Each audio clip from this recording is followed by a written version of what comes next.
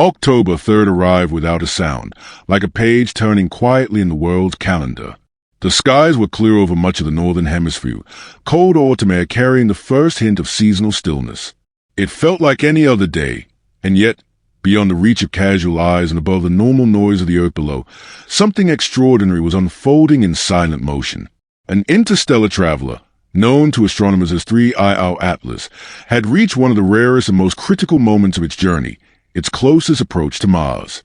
It was not a comet born of our solar system. It did not belong to the familiar family of icy wanderers we have studied for centuries. It came from outside, from the deep, incomprehensible darkness between stars. And today, it was closer than ever before. Less than 0.2 astronomical units separated it from the red planet. In cosmic terms, it was practically brushing past it, grazing along the thin margins of possibility, slipping through the narrow window where cameras, instruments, and curious human minds could finally gather details before it slipped away, possibly forever. There would not be another moment like this. Not for lifetimes. Not maybe for many lifetimes. And yet, at the most critical moment, something terribly human happened. The United States government shut down. Just like that. Websites went silent. NASA updates stopped. Automated feeds froze. The channels that usually transmit fresh images, orbital data, solar wind measurements, and trajectory updates went dark. Not just paused, but entirely offline. The very systems built to talk to the sky stopped talking to us. And even stranger, it happened exactly when humanity most needed those eyes. Confusion rippled across online astronomy forums. Scientists expressed frustration, some quietly, some angrily. Amateur observers clung to whatever data was available from non-federal observatories. ESA, the European Space Agency, remained operational, but their updates were slower, scheduled, and restricted. Many astronomers whispered something unsettling. Mars had become humanity's last window, because Earth, positioned nearly behind the Sun from the comet's current position, could barely see it. Solar glare had trapped it in a bright curtain of invisibility. The superior conjunction made Earth almost blind. But Mars could see it. Mars could catch it. And Mars, at least, was still watching for all of us. Dr. Kayla Ryan, an astronomer known for his gentle voice and precise observations, stepped into the virtual silence like someone lighting a candle in a darkened room. He did not rush into explanation. Instead, he began with a question, whispered calmly across his broadcast, as if speaking directly to those few who were listening closely. Why do the strangest cosmic events often arrive when we are least prepared to see them? It did not sound like a complaint. It sounded like a pattern. He began explaining what made 3II Atlas so deeply unusual. Its speed, for one. It wasn't crawling through space like comets usually do, lazily looping around the sun. No. 3II Atlas was moving at about 60 kilometers per second, expected to peak near 68 kilometers per second during its perihelion. That kind of velocity isn't typical for anything born of our solar system. It implies momentum from a deeper, older origin, one not tied to our sun at all. Then there was its alignment with the ecliptic plane. Not random, not careless, but almost eerily perfect. It was traveling along the same flat plane where our planets orbit. Natural? Possible. Coincidental? Perhaps. But statistically, unsettling. And its coma, the fuzzy, glowing exterior around it, refused to behave like any normal cometary coma. No long tail trailing behind like swan or lemon. Instead, it presented what some photographers referred to as an antitail, a sunward-facing luminous plume, a structure that looked almost intentional. Some described it as aerodynamic, others as symmetrical. Some even suggested it almost seemed engineered. Not proven, not claimed, but whispered. Dr. Ryan remained careful with his words, but his tone carried something else. A slow-building curiosity, a quiet alertness, the hum of someone who feels a shift, one that is not loud, not cinematic, not dramatic, but real. He spoke gently of observations from Namibia, from Chile, from scattered observatories still sending fragments of data. But he kept returning to the timing. How this moment, when Earth could not observe, Mars could. How the one time our own feeds went silent, the sky kept speaking. Just not to us. Not directly. The day went on. The world below continued with traffic, work, noise, bills, routine. But above, past a thin blue shell of our atmosphere, something from another place, another age, moved silently past Mars, glowing an unnatural green, traveling too fast, too aligned, too untouched by ordinary comet physics. That day, the sky whispered. Only a few were listening. When Dr. Kayla Ryan spoke again, his tone was calm, as if explaining something quietly to a room full of listeners who had all moved closer to hear better. He began not with dramatic words, but with a simple cosmic fact. Earth had entered a phase of superior conjunction with respect to 3I our Atlas. In pure astronomy, this means that from Earth's viewpoint, the object is positioned almost directly behind the Sun. The Sun sits between Earth and 3I our Atlas, not completely aligned, but close enough that the overwhelming brilliance of solar glares nearly erase the object from our view. He explained it gently. Not everything in the universe hides behind distance. Some things hide behind light. Even the most powerful telescopes, those in Chile, South Africa, Namibia, Hawaii, even the James Webb Near L2, now struggle to see it. The light from 3I our Atlas is faint, diffuse, easily scattered. But the Sun is loud, violently bright in electromagnetic terms, millions of times stronger in visible and infrared wavelengths. That brightness drowns out weaker signals. It is not that the object has disappeared. It is simply that we cannot see it anymore.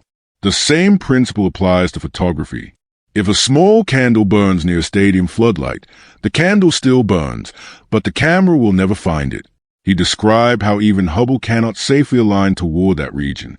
At this angle, targeting 3I our Atlas would force a telescope too close toward the Sun, risking sensor contamination, mirror damage, or optical interference. Space observatories are programmed to avoid unsafe star angles. They do not just protect scientific equipment, they also protect against blindness. Even amateur telescopes face the same fate. Long exposure images capture streaks, but not only from stars. When the glare of the Sun enters a frame, the camera begins to draw chaotic vertical lines, scattered light storms, interference bands, diffraction streaks, pixel blooms. These are not stars. These are the fingerprints of blinded lenses. Light pollution is not only found in cities. The Sun produces the most powerful light pollution in the solar system. Dr. Orion then pulled up a series of images, each taken before blindness set in. September 25th, September 27th, October 2nd. The last Earth-based images before the object slipped behind the solar curtain. Small, hazy, incomplete, but deeply valuable. They showed a green tint, a strange coma, no typical cometary tail, and an expanding ion cloud. Beyond October 2nd, Earth would go silent. It was as if nature had granted us one last peek, and then closed the curtain. Humanity's eyes were forced to look away. Not by choice, but by geometry. Physics, not secrecy, decide what we are allowed to see. But sometimes, Dr. Orion said softly, physics is a way of feeling like secrecy. And that silence triggered a shift, a change in where we looked from. If Earth could not see it, something else had to. He explained the next step. We would now rely on machines that did not observe from Earth, cameras that orbited Mars, instruments that traveled through deep space, eyes that did not squint into the Sun. The Perseverance rover, orbiters like Mars Express, the ExoMars Trace Gas Orbiter, these had a clearer view of the region near the Sun from a different angle. Mars, positioned farther around its own orbit, could see what Earth could not. From Mars, 3I Atlas was not blocked by sunlight. The object hung in a darker part of space, away from direct solar blinding. The angle saved it. The universe had not removed the object. It had removed our point of view. And then, Dr. Kayla Ryan said a single sentence, softly, letting it sit in the silence afterward. Sometimes, to see the truth, we must leave Earth behind. He did not mean only physically. He meant mentally, conceptually, scientifically. He meant that sometimes the truth is not hidden. It is simply positioned where our current vantage point can never reach it. This moment, he said, reminds us of something both humbling and beautiful. The sky does not always reveal itself all at once. Sometimes it waits.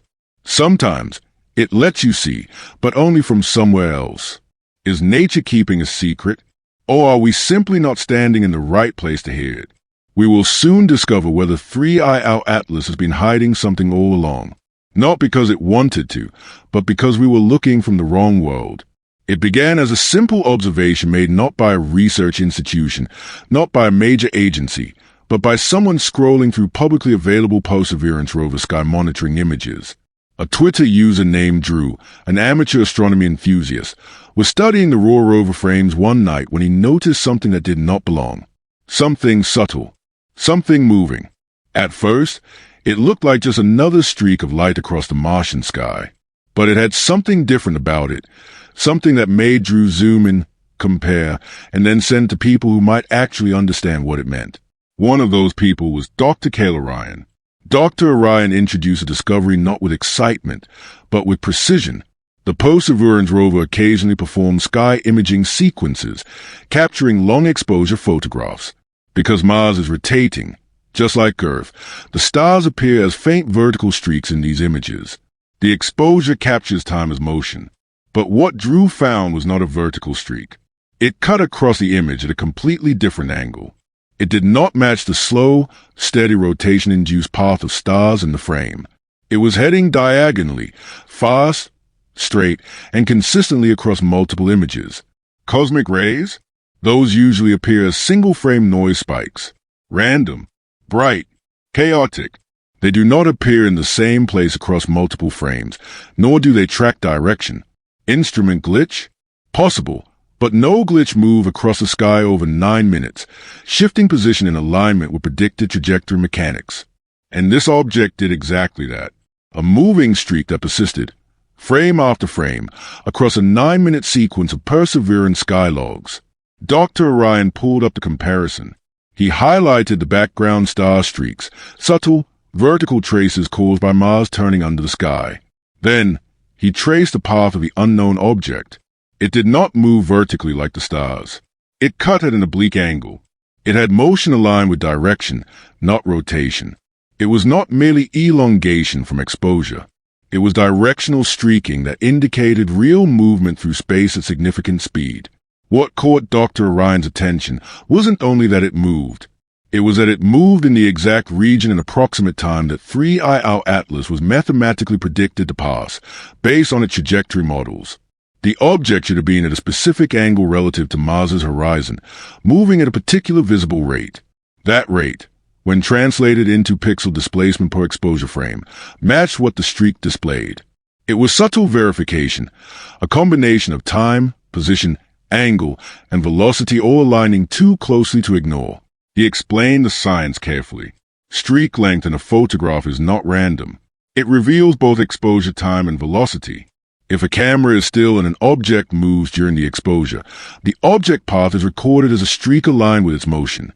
If, however, the streak's elongation perfectly matches the direction of travel, it suggests not just appearance, but dimensional movement.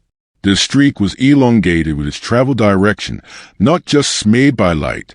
It held orientation. It tracked. Across a 9-minute dataset, its angular displacement suggested extraordinary speed, consistent with 3i Atlas's known interstellar velocity of around 60 kilometers per second relative to Mars. Not just fast, but inhumanly fast, in the sense that no Mars-orbiting satellite, space debris, or human-made object could match such speed, direction, and time window from that vantage point. He paused. This is not starlight. This is not artifact. This is something moving. He did not say it was 3i Atlas. He said it behaved exactly like something that could be. Frame after frame, the streak kept appearing, shifting slightly, yet retaining directional alignment. If it had been a glitch, it would have vanished in the next image. If it had been a cosmic ray, it would have appeared randomly, scattered pixels, erratic. But this repeated across the exact region of sky where orbital prediction placed 3i Atlas during its closest Martian passage.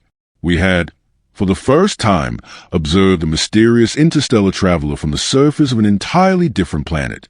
But Dr. Orion didn't rush that poetic thought. He simply let the images sit on screen.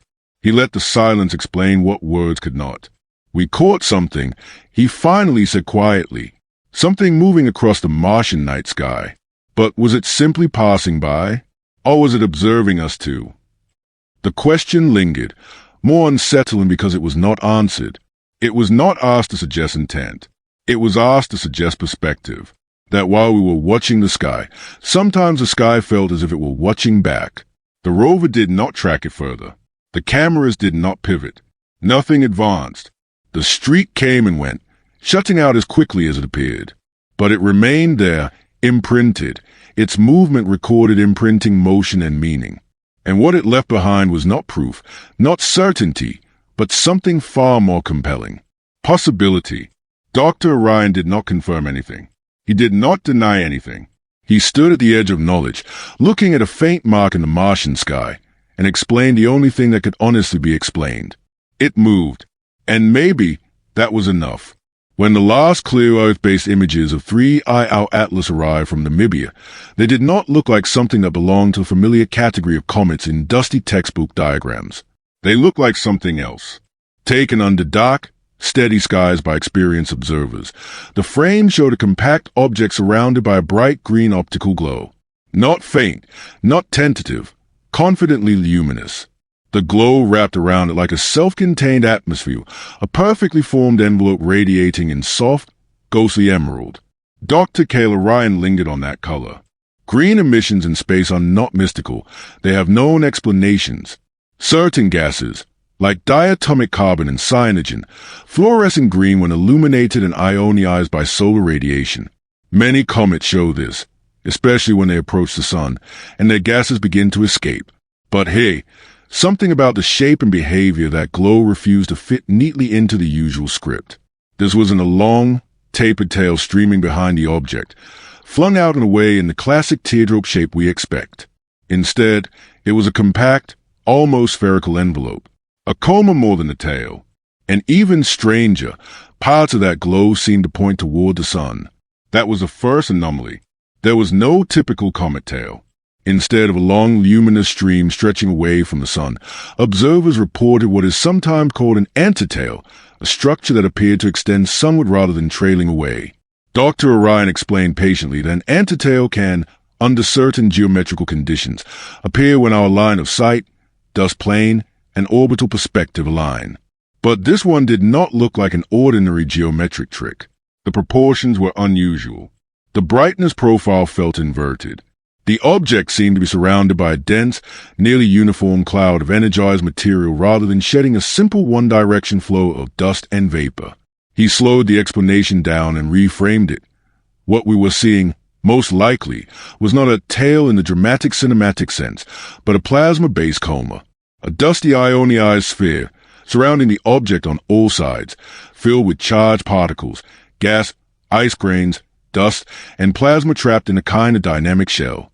The sun's radiation and wind were not sweeping everything neatly backward. Some of it seemed suspended, some redistributed, creating a more globular structure. To make the scale clear, he pointed to the estimates from Sphere X observations. The coma surrounding 3I Atlas wasn't small. It was immense.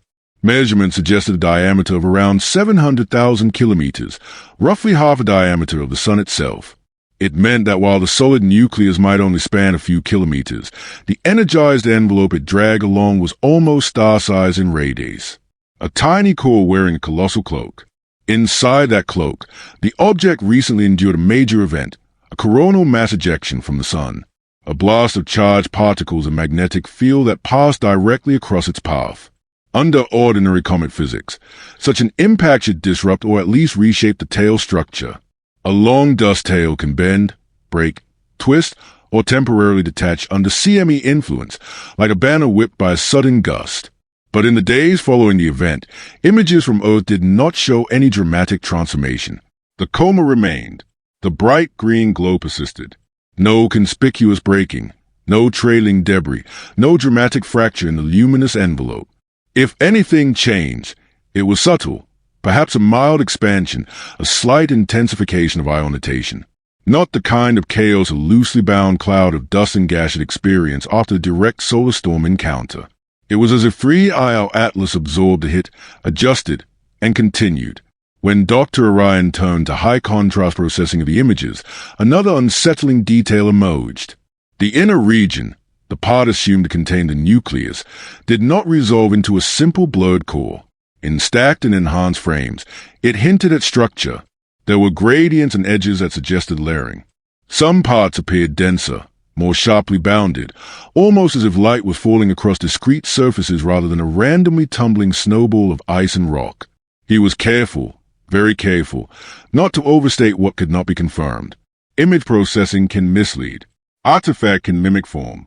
But when multiple observers, different instruments, and independent processing chains all hinted at a core that seemed more structured than expected, the question became harder to ignore. Was the surface simply more layered and complex than typical comet nuclei? Perhaps cliffs, fractures, exposed strata of rock and frozen gases? Or was there something else at play, something more ordered than chaotic?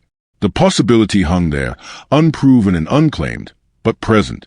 At this point, Dr. Orion introduced a divide between how most of the scientific community currently described 3I Atlas and how a growing group of researchers and observers were beginning to see it.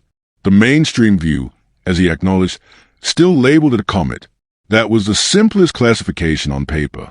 It had a coma. It responded to solar heating. It released gas and dust. It glowed. But labels are not explanations. A label is often just a placeholder for we see something behaving roughly like things we've seen before. And yet, with each new observation, 3I Atlas seemed to step further away from the curve of what normal should look like. No conventional tail. A massive, tightly held plasma coma. A stable glow after a CME strike. A structured inner region. All of this fed a parallel interpretation rising quietly at the edges of the conversation. That 3I Atlas might not simply be an ordinary interstellar object wandering aimlessly, but potentially an artificial signature. Not a smooth, polished spacecraft in the human sense, but something engineered, or at least altered, somewhere else, long before it ever crossed paths with our star.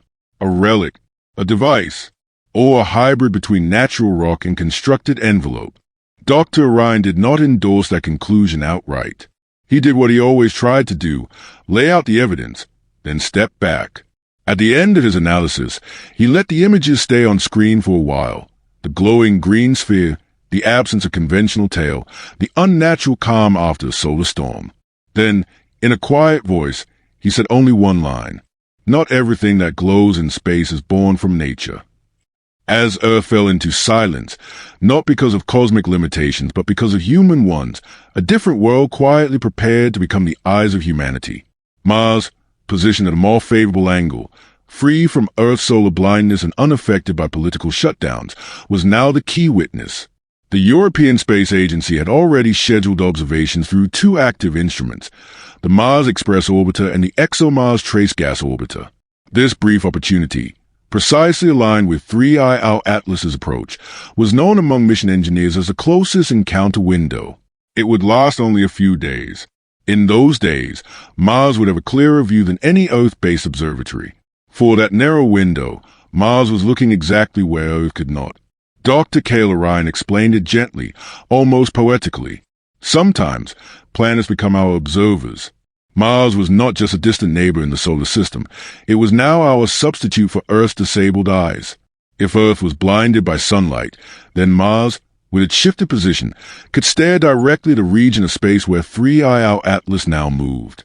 The Mars Express Orbiter, originally designed to study Martian atmosphere and mineral compositions, was suddenly being reoriented for deep space skywatching. Its instruments were not built for interstellar object tracking, yet even partial imaging, even preliminary spectral data, could offer something Earth could not capture at this time. Meanwhile, the Trace Gas Orbiter had higher resolution capabilities, designed to detect faint molecular signatures. If it captured anything, including trace ion streams, gas trails, or unusual material release, it could help identify whether 3I Atlas behaved more like a comet or something different. But Mars would not be the only witness. At perihelion, when the object would reach its closest approach to the Sun, the JUICE mission, Jupiter Ice and Moons Explorer, would swing to a vantage position. JUICE was not built to study comets. Its primary purpose was to explore Jupiter's moons, Ganymede, Callisto, and Europa. But by celestial coincidence, it would cross a position near enough to capture high-resolution spectral data on 3I Atlas. JUICE could potentially record the object material composition at its most active moment, when the sun's heat activated both natural or possibly artificial outer layers. But there was a complication. During that part of its orbit, JUICE would be partially blocked in its communication path with Earth, and much of its recorded data could not be transmitted immediately. According to mission scheduling, delayed transmission could push data release to early 2026, possibly February. The cameras and instruments would see, but Earth would not hear for months.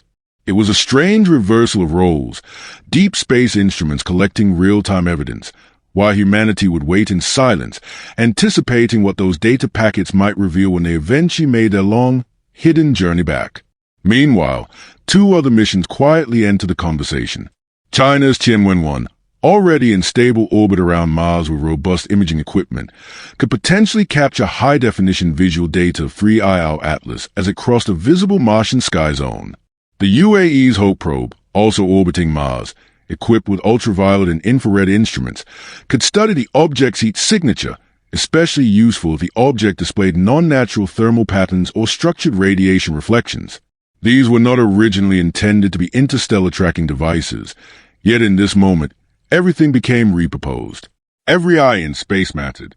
Then, Dr. Orion introduced the concept of triangulation. Earth, Mars, and Jupiter would form 3 observational points, each positioned differently over time. Each would track the same interstellar object at different angles, different solar backgrounds, and different solar distances. With triangulation, scientists could measure not just appearance, but depth, composition, possible formal symmetry, even whether the object rotated uniformly or shifted irregularly. This was not just observation. It was geometric understanding. It was a kind of cosmic interrogation. But what made this moment unique was not only the alignment of planets and machines. It was the alignment of nations. Space agencies usually worked separately, coordinated only through shared public data archives. But this time, the urgency was different. There was a shared sense that this visitor, whatever it may be, would not return, that this was the only moment humanity would get to ask its questions. The collaboration was real, active, unplanned, and unprecedented. When governments go silent, Dr. Kayla Ryan said softly, telescopes orbiting other worlds keep watching. There was no political debate in orbit, no shutdown, no delay in curiosity. Space did what space always does. It observed. And so, from Earth's silence, Mars's vantage, Jupiter's shadow, and orbiters from multiple nations, a single question quietly connected them all. What were they about to see? Dr. Kayla Ryan did not begin with an answer. Instead, he carefully unfolded 3 possibilities, each one rooted in science, but stretched gently toward the edges of what science currently knows. The first, he said, is perhaps the least dramatic, yet still extraordinary. 3I Atlas could simply be a natural but extreme interstellar object, something like Oumuamua, but larger, more active, wrapped in a plasma envelope hundreds of thousands of kilometers wide. Something shaped not by intention, but by time. Not constructed, but sculpted by gravitational tides, stellar winds, and ancient collisions beyond our solar system. A relic of celestial weather, a stone that learned to glow. The second possibility wandered somewhere in between science and mystery. The object might be a fragment from a planetary core, one that belonged not to any world we know, but to a planet from somewhere else. A world that formed around another star, was shattered by forces unknown, and hurled into interstellar space long ago. Tiny remnants of that lost world could still carry its mineral fingerprints, its magnetic scars, perhaps even structural layers. Not purposeful, but meaningful. A geological orphan from a star we have never seen, now drifting through ours. And then there was the third possibility, the one he spoke of the slowest.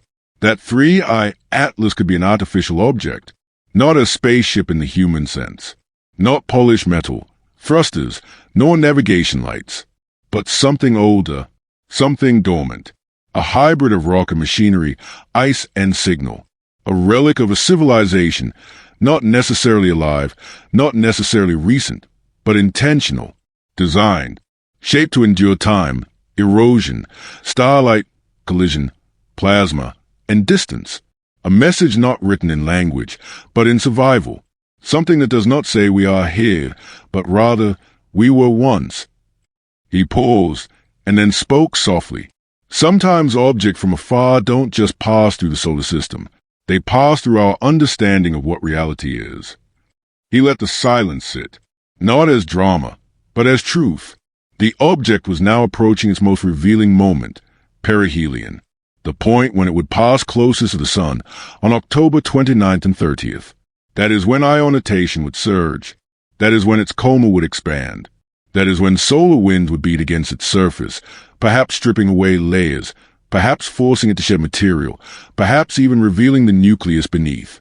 It was a moment when the quiet traveler would be most active, most exposed, and most visible in wavelengths humanity rarely gets to observe in such intimacy. Sunlight reveals truth, Dr. Kayla Ryan said.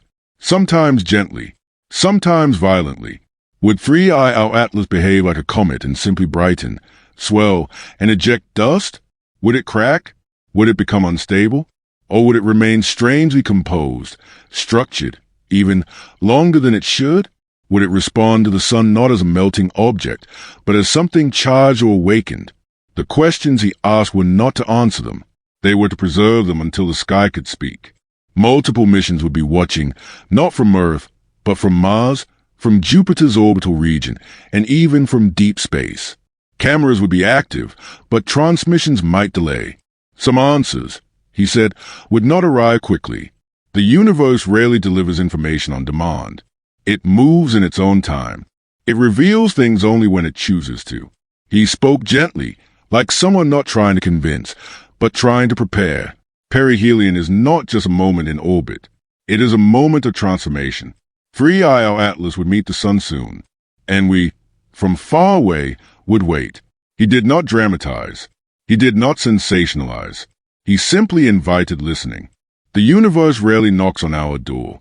When it does, we must decide whether to answer